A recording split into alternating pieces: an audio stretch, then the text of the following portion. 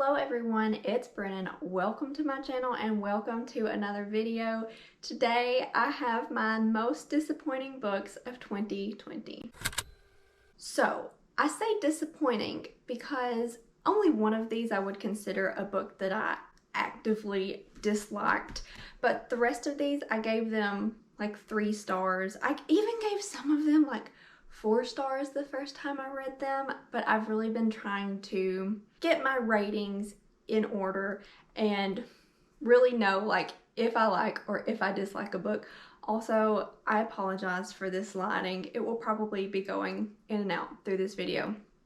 But without further ado, let's get into the worst books that I personally read for myself. Also, if you like any of these books, that's great. That's excellent. I'm so happy for you. But these books just didn't do it for me. So I'll start out with the only book this year that I really actually did not like, would have preferred to not read. And that is Heartbreak Warfare. And I picked this up because it is co-authored and Kate Stewart is one of the authors, and I have read her Underdog series earlier this year, and I saw this book and it was free with Prime reading. So I picked it up. You'll also see that as a theme. A lot of these books I read for free. And it's also by Heather, I think it's Ogden. I might have messed that up. Okay, so this is a romance. And it is a military-centered romance, which I usually don't read, and I should have known that I might not would be interested in this. But so the premise of this is we follow our main character, and she is in the military, and she is leaving her family to go to the Middle East and serve. And she is kind of like she's not really a nurse, but she's kind of like a medical person. I'm butchering these titles.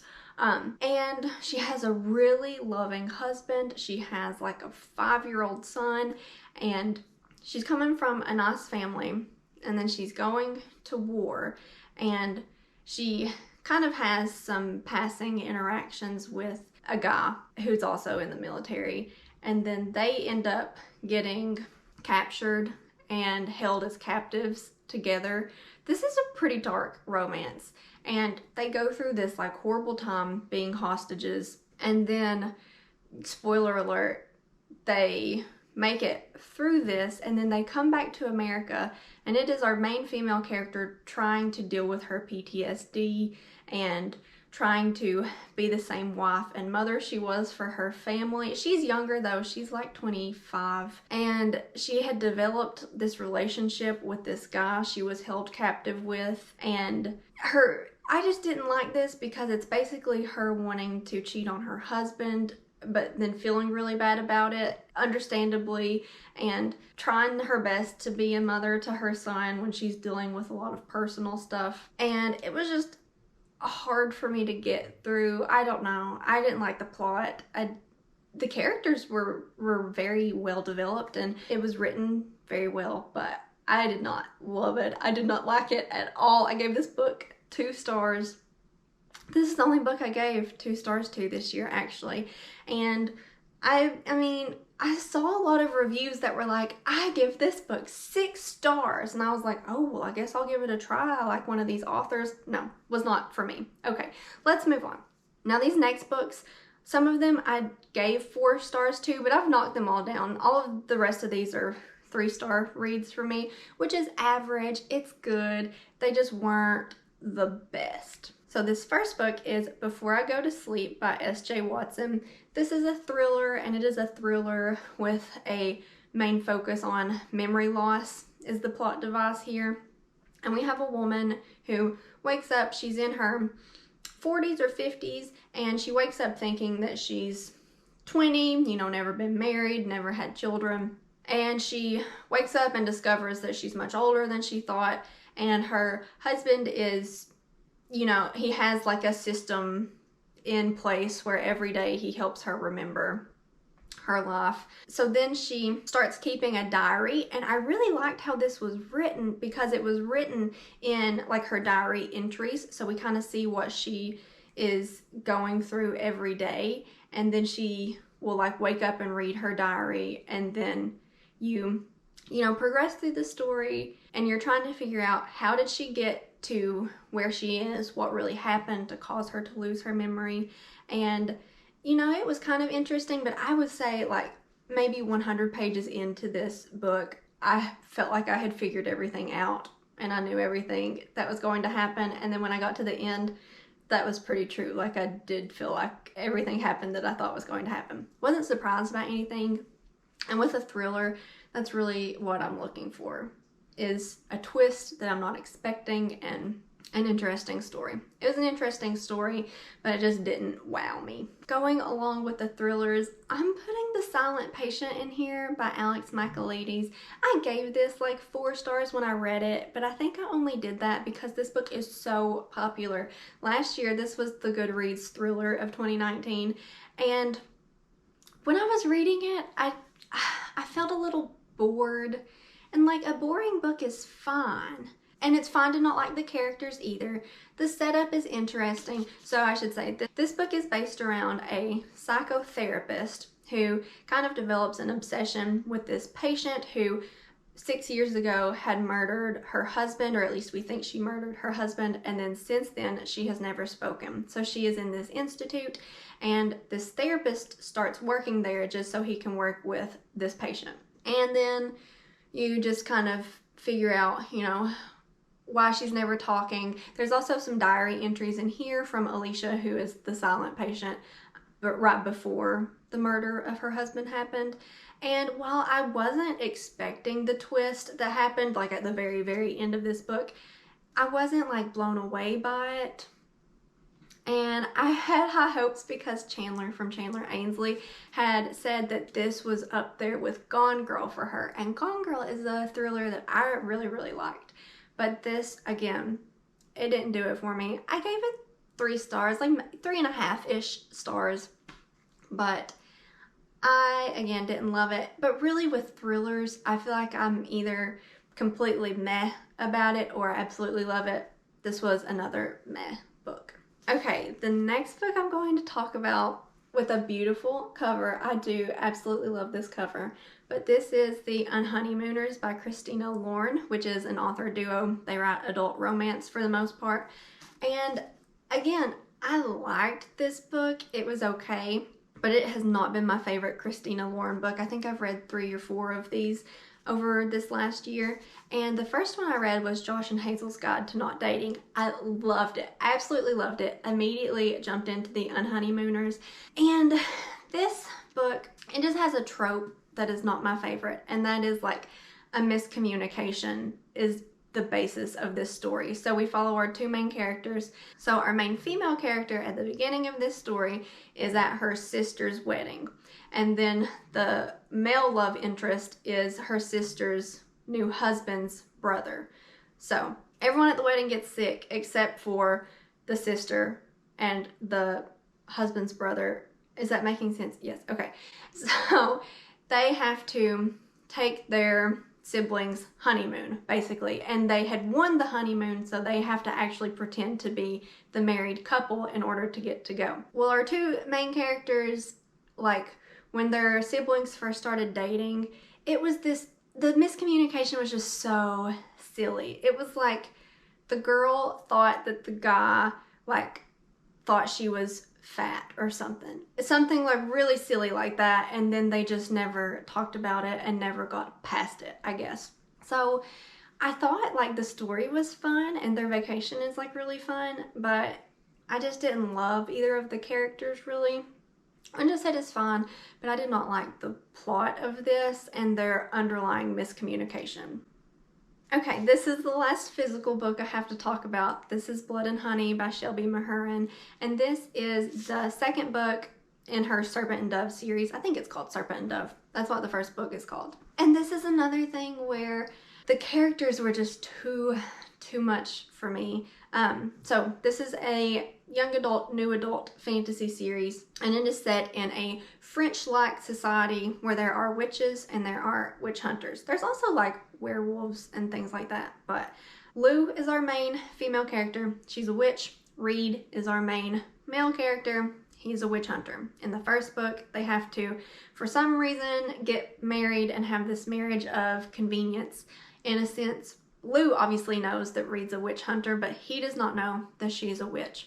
So they are working together in this first book to kind of deal with some repercussions from the history in their society and deal with Lou's family history. She had to kind of run away from her coven, and she is dealing with the repercussions of that.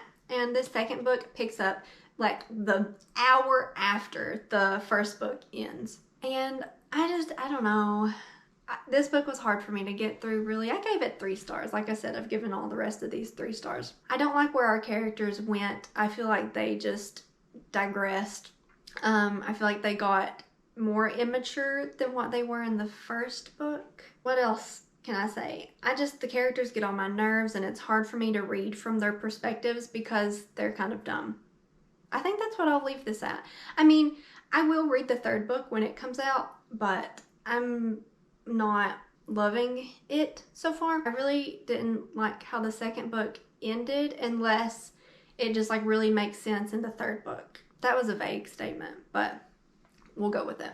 Okay, the next few books I have to talk about I don't have the copies of anymore, but I was going to talk about My Best Friend's Exorcism by Grady Hendrix. And I listened to the audiobook of this. It was free with your Audible membership, and I really liked the premise of this, and I guess I liked the plot and the setup, and I really liked the setting. It's set in like the 1980s, and it talks about like clothes and music and like cars and stuff like that. Let me tell you what this book is about. We have 2 high school girls, and they are best friends, and they go on this trip, and then one of them gets possessed by a demon, and then the exorcism ensues. But it takes our main character a long time to kind of accept that her friend needs help and isn't just like going through a phase, basically. I just felt like, okay, one, that took a long time, and then it took a long time for our main character to get anything done. I just felt like she was running in circles, and then whenever she would start to make progress on something, she would just get smacked down. I will say, I really did like the exorcism whenever it did happen. I liked that. And then the book, maybe it ends too realistically for me, but it was kind of a downer. But like I said, I really like the setting. I like the idea of the book, but the book wasn't my favorite. That pretty much sums it up. The next book I have to talk about is kind of like a romance mystery, and it is Daughters of the Lake by Wendy Webb. This is another book that I read for free with Amazon Prime. Like I said, this is like a mystery. I don't know if I would call it a thriller-ish novel, but I would say it's definitely more on the wholesome side of these books. It's more like quaint and cozy. We follow our main character, I think her name is Kate. I read this recently, and she has just gone through a divorce. She quit her job because she and her husband worked at the same job, writing for a newspaper, and she has been having some dreams, and she sees this lady in her dreams, and then all of a sudden that same woman washes up dead on the beach by her parents' house where she's staying. And this is set on Lake Superior, so it does have a really nice setting. Like, it's very atmospheric. The cover is so atmospheric, and it looks so creepy, and this does have a supernatural aspect to it, but I mean, I was never scared or anything like that reading this. So after this body washes up, the book tells you that she died 100 years ago. So you have to figure out, why is this body just now washing up on the shore? Why does she look so recently dead? And then you kind of get a dual timeline of the woman whose body has washed up and Kate. And they kind of have like an historical relation. So my complaints with this book was that our main female character, both of our female characters were so weak. So our woman who has washed up, she was living in like the early 1900s, and she ends up getting married, and she's just like very domestic and submissive to her husband. But they're made to seem like this just perfect couple that has always been meant to be together. But then he's just not very nice, I didn't think. And then we have our current female, Kate. So she's recovering from her divorce, and now she's trying to solve the mystery of this woman she has found and is haunting her dreams, basically. And so she goes to stay with her cousin at their historic inn, and she just acts like this case, this mystery, is just really hard on her, and it just never seems that difficult. And her cousin is just so doting on her, as in he'll run her a bath, he'll tuck her into bed, he'll make her hot drinks. Anyway, her love interest ends up being the detective who is on this case, which is, you know, interesting. But she will literally like go to the library and look through some newspapers and then just like not be able to function anymore because that was just too much for her. But like I said, this book was okay. It was quaint, it was cozy. I wish it would have delved more into the Daughters of the Lake because it does have like a very supernatural aspect to it, and I thought it was really interesting. But again, just another book that was okay. Another free Amazon Prime book that I read was The Vine Witch by Luann G. Smith. And this was another book that was just okay. It's going to sound a lot like Serpent and Dove when I start talking about it. It's more, I don't even want to call it more adult. Like, it doesn't really have super adult themes, but the characters are just older. Like, probably 30, something like that. Whereas in Serpent and Dove, they're like 17 and 18. Okay, and I read this one a little bit of a while ago, so I might not remember as much, but it is fantastical. You do have a witch, and in this world you have vine witches, but a lot of people don't believe that they actually exist, but it's common for wineries in France. I don't know if it's explicitly set in France, but it's a French-like world. And it's very common for these wineries to employ vine witches, which do some magicking to make very good vintages of wine. That's a really cool setup, and I will say I liked the setting and I liked the winery and learning about it, but it just kind of fell flat. I like to read very in-depth fantasy books, like 1,000-page books. So I get whenever you have like a 300 typical length book, you can't develop as much. But I didn't understand the magic. Like, I didn't understand why she was having trouble doing her magic. She comes back to the winery after some time off. If you read this, you'll get what's going on in the very beginning. Or I can just tell you, she's like been a frog for like 7 years or something because someone put a curse on her, and now she's having some trouble doing her magic again. But then I never really understood how the magic worked. Like, you just kind of did it. And I like more explanation. I really like my magic to be much more realistic and logical than just saying something happens and then it happens. And there is a romance. This book doesn't get like steamy or anything like that. And I'm trying to think what all even happened. There's a second book after The Vine Witch. I think it's called The Glamourist, and I think it follows a different witch from this first book, and then there's a third book coming out also. But I just didn't really care about anyone, and I didn't really care about the world, and I definitely didn't care about the magic system, so it was like fun to read. So it's another 3-star book. Okay, the last little set of books that I'm going to talk about is The Royal Trials by Tate James. These were okay, and I think I gave these like 4 stars when I read them, but then I've just read so many other books that I've given 4 stars that I've liked so much better. But this is I'm gonna call it a Kindle series. I hope like you understand what I mean when I say that. Like, they're just not books that you typically buy, and well, even though I did buy them, but on Kindle, I don't know. Comment below if you like get what I mean when I say a Kindle series. It's just typically consumed on Kindle and very quickly. Like, they're shorter books, and they're just consumed very quickly in the ebook form. That's not a discussion for this video. So the first book is called Imposter, I think. And we follow our main character as she's like your typical street urchin, doesn't know much about her family, and she gets roped into being part of the Royal Trials, which is when the princes of this world, it's basically like The Bachelor, but fantasy. And I feel like that's probably a setup for several books. So this is kind of like the Hunger Games in that if you are not progressing on to the further rounds, then you're dead. You die.